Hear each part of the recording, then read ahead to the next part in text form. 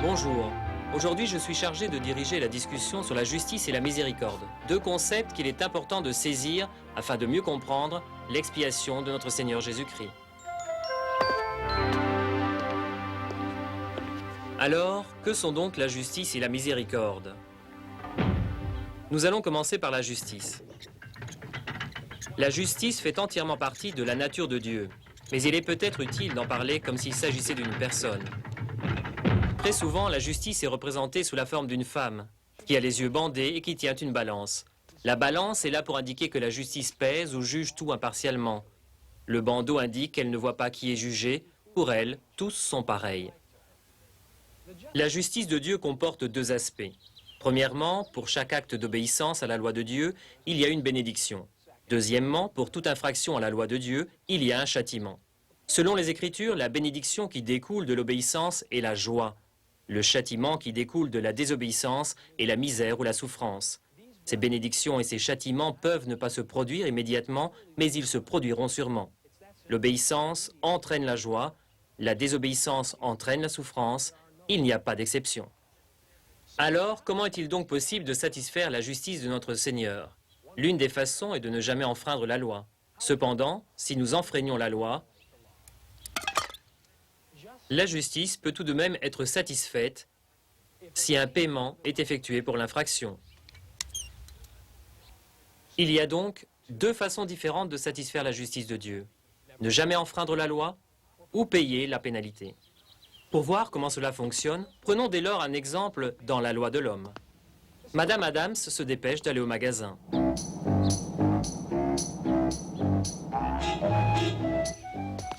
Elle sait qu'il existe un code de la route qu'elle doit absolument respecter.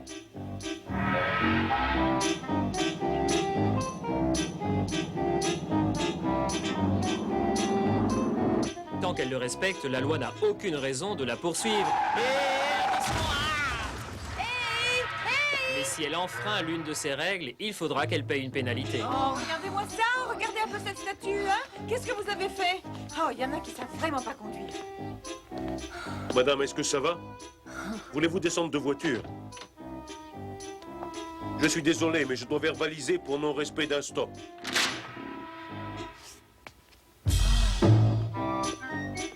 Les plateaux de la balance de la justice ne sont plus en équilibre. Pour les rééquilibrer, il faut que Madame Adams comparaisse devant le juge et paye une amende. Mais que se passerait-il si Madame Adams n'avait pas d'argent? Elle irait en prison. Désolée, je n'ai plus d'argent. Tant pis. Ou alors elle devrait demander l'aide de quelqu'un. À présent, nous pouvons voir comment opère la miséricorde.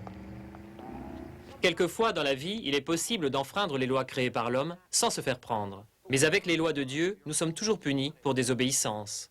D'une façon ou d'une autre, la justice réclame son dû. Pour réussir à comprendre comment opère la miséricorde, il est important de bien réfléchir à la nature unique de notre Sauveur. Fils d'un Père divin et de Marie une mortelle, Jésus était sujet à la souffrance, à la tentation et à la douleur. Mais étant le Fils unique de notre Père céleste, il a hérité de notre Père céleste la faculté de supporter une souffrance infinie, de mener une vie parfaite et de vaincre la mort. Pensons à Jésus du point de vue de la justice de Dieu. Premièrement, pas une fois il n'enfreignit la loi de Dieu. Ainsi la justice fut-elle satisfaite. Jésus était le seul homme qui put être sauvé grâce à ses seuls mérites. Comparons la vie du Sauveur à celle du reste du genre humain qui a péché. Pour nous, pour rééquilibrer les plateaux, il est requis que nous payions pour ce que nous avons fait de mal. Mais ce paiement implique bien évidemment misère et souffrance. Deuxièmement, non seulement Jésus n'enfreignit jamais la loi, mais il proposa d'être puni pour chaque péché jamais commis. Il dit en substance, « Punis-moi comme si j'étais coupable de tous les torts jamais commis. » Parce qu'il a souffert pour tous les péchés, Jésus peut accorder la miséricorde à chacun de nous.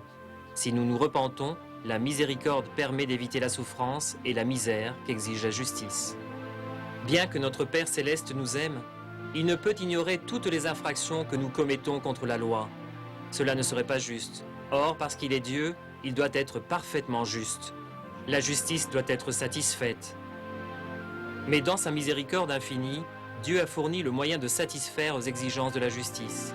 Dans le jardin et sur la croix, le Sauveur a souffert et est mort même pour nos péchés. Autrement dit, il a payé toute la pénalité. À présent, la miséricorde de Dieu peut nous racheter. C'est ce que Jésus a fait pour nous.